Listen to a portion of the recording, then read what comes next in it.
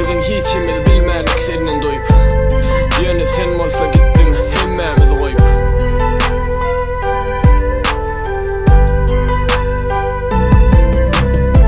Umid bilen zahan yaktılan vakti, yine görsem deyip men oyanım seni. Bilsemem senin bu zahanna yoktuğunu, hiç erkime koyanok duygularım beni.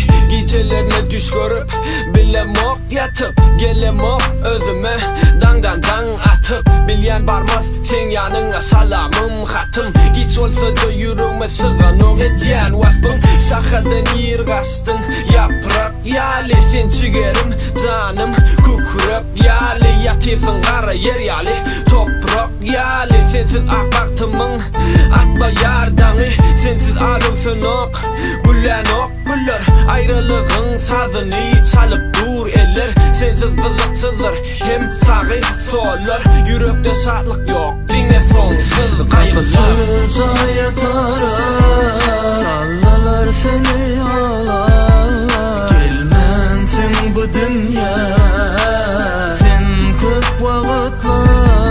Kapısızca yatarak sallalar seni ağlar. Gelmensin bu dünya sen köp vakitlik.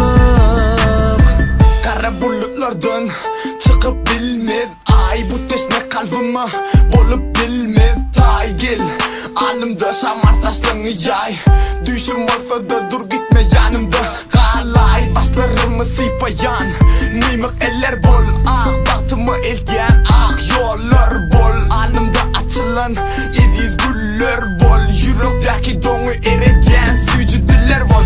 Diyen senin bilen oynasam gülsem ah yolu ah baktı rovan olsam. Nehir bilen ayağını elime alsam, arzu eden nurunu yüreğime salsam. Sen gülmesin elem dünyana mengzeş kullu cahan, sonsuz dumana mengzeş. Hasretin dolu kara umana mengzeş, şartlıklı fırsatlar hiç bolmayana mengzeş. Kapısızca yatarak sallalar seni ağlar. Gelmensin bu dünya sen köp vakitlik. Kapısızca yatarak sallalar seni ağlar. Gelmensin bu dünya sen köp vakitlik.